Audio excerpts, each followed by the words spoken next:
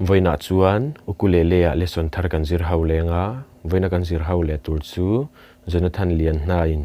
Lalpa tha ti hla sakha ukulele a olsamte in Perhdan kan zir ho le don ni he hlai hi B flat chen khat chuan A sharp kan tia chumi ki chuan kan la dona chu tiang kan barang i ku zung chalin first fret a khana shui noi pa ni ku zung line second fret a tha string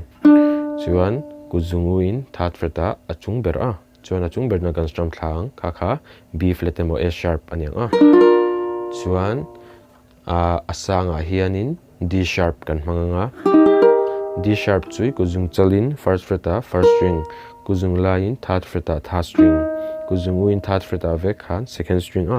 chung ber jang kan strum thlaleang chuan a hniam a F chui ku zung chalin first fret a khan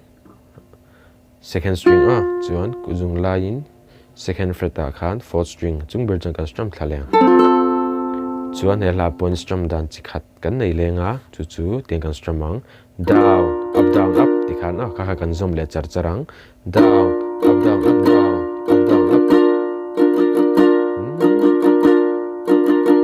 ti kha kan strum ang a chuan chord kan thak le apo khan khami strumming pattern khan a zom zelang down up down up down up down up down up down up down up down up down up down up ti kha kan strum ang a chuan he hlawkpui hi alhamiling karon play lenga uluk dun ilo ngai thlale cheu don nia